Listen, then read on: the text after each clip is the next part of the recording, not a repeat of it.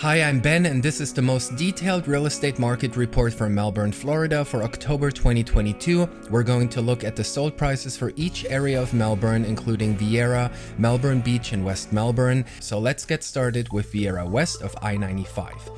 Viera West is a destination filled with golf clubs, gated communities, yet just a few minutes from the beach.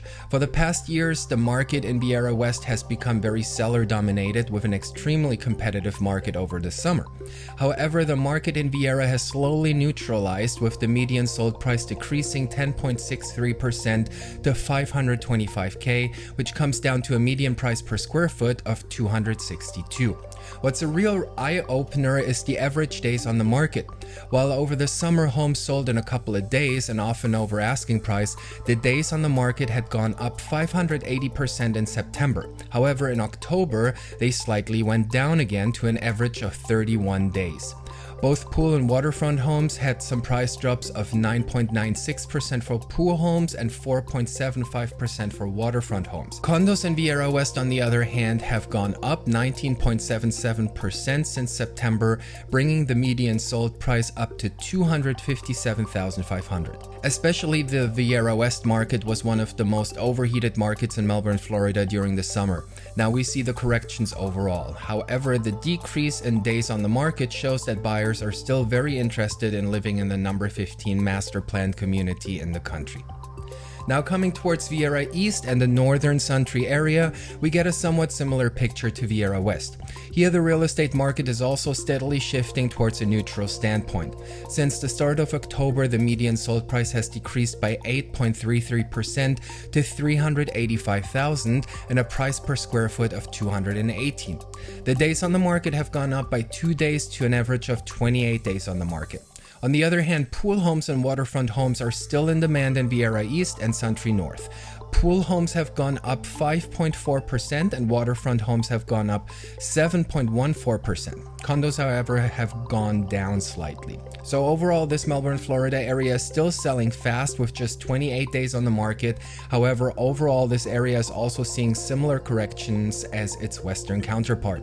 And before we get to the next area, if you find these market reports helpful and you want to see more monthly updates, please let me know by hitting the like button and subscribe to our channel to see whenever we publish a new video about Melbourne, Florida. Okay, moving on, the southern Suntree area is another highly sought after destination in Melbourne, Florida. Much like Viera, Suntree South offers great golf clubs, recreational parks, and several other amenities. Median sold prices here didn't have much of a correction in October, with only a 1.22% decrease to $523,550 and $254 per square foot. While the days on the market went up from 16 to 22 days, that is still extremely low and shows that while prices are neutralizing, interest in the Viera Suntree area is still very high. Pool homes in this Melbourne, Florida area went down to $690,000. However, waterfront properties had a whooping 34.68% increase to $682,500. Condos sold around $200,000 on average, with no comparable sales in September. Now let's talk about Pineda and Lake Washington, just south of the Viera Suntree area. This area had also been impacted by the overheated summer market. Hence, we also see corrections here, even though not as much as in Viera. The median sold price went down 4.68% to $560,000 and $253 per square foot. Again, the days on the market decreased from 34 to 30 days on the market, indicating that interest in this Melbourne, Florida area is still very strong. Pool homes went down to $460,000 in October. However, waterfront homes went up 9.24% to $502,500. Again, we have no comparable condo sales in this area. Moving a bit southwest, we arrive at the Lake Washington area, housing Melbourne, Florida's largest lake.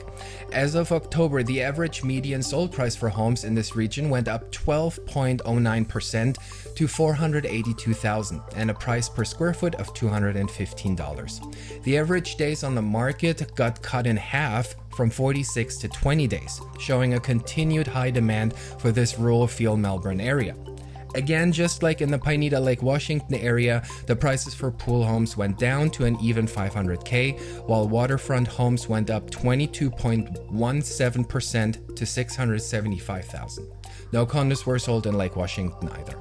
Okay, let's check out what's happening in Northeast Melbourne, Florida. Home prices in the Palm Shores region shoot up by 35.24%, landing at a $365K median sold price and $247 per square foot. While inventory is rising, the days on the market also went up from 11 to 20 days. While that's an 81.82% increase, 20 days on the market is still a very fast-moving market. The Northeast Melbourne area continues the trend of pool homes decreasing in price, dropping 16.84% in this area. Waterfront homes sell at a median price of $825,000 in the Northeast Palm Shores area, and again, no condo sales in this area. And remember to subscribe to our channel to stay up to date on the latest Melbourne, Florida real estate news. But back to the market report, let's take a look at Eau Gallie, another popular neighborhood in Melbourne, Florida.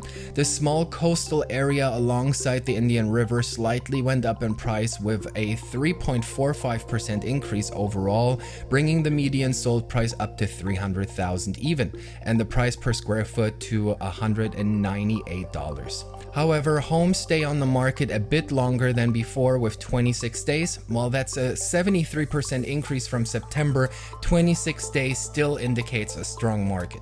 Pool homes also decreased in the Eau Gallie area by 3.91%, and even waterfront homes went down to $340K. Condos, on the other hand, went up 15.38% to $180,000. Moving on, let's talk about central Melbourne, located around the downtown district. Looking at this month's real estate report, it's pretty obvious that this part of Melbourne, Florida is relatively stable, around 283,500, which is only a 0.71% increase from September, comes down to $205 per square foot. Also, the days on the market stay the same with just a day increase, landing at an average 32 days on the market. The trend of pool homes also continues in central Melbourne, with prices going down to $336K for homes with private pools. Waterfront homes, on the other hand, went up a hefty 27.73%, and condos even skyrocketed by 130%. Now let's move oceanside and look at the town of Melbourne Beach, Florida. The overall median sold price went down a little over 5% in this charming beach town, landing at $660K and $362 per square foot. However, homes in Melbourne, Florida sold on average 11.54% faster in October, with just 23 days on the market. Melbourne Beach is one of the few areas where the median price for pool homes actually increased by a staggering 23%. Waterfront homes also went up by over 28%, landing both at $1.35 million. Condos also saw a 20.42% increase in October, with a median sold price of $855,000. Okay, and now all that's left to discuss is the city of West Melbourne. The median sold price in October only saw a slight decrease of 1.76%, getting West Melbourne overall to $405K and $206 per square foot. 24 days on the market is still really low. However, compared to 19 days in September, the average days on the market went up by 26.32%. Pool homes in West Melbourne, Florida went up by 3.58% to $564,500. However, West Melbourne is one of the few areas where the median sold price for waterfront homes decreased to $485K. Condos, on the other hand, saw a good increase of a little over 8%, landing at $221,500.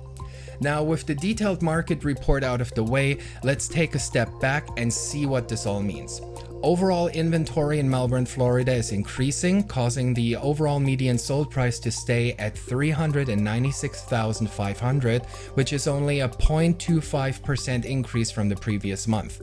The days on the market also stay solid at 26 days overall, which is only 1 day more than in September. Pool homes overall went down in price by 7.6% to $544K. Since pool homes appear to be most sought after during the overheated summer market, they likely require a bit more of a correction compared to other homes in Melbourne, Florida. Waterfront homes are on the up with an overall 9.51% increase, just like Melbourne, Florida condos, which are up by 8.17%. Again, don't forget to subscribe to our channel to stay up to date with our hyper-local market report. And if you want to buy or sell a home here in Melbourne or on the Florida Space Coast, you can just send me a text message 24/7. I'm looking forward to hearing from you. Thank you for watching and see you soon.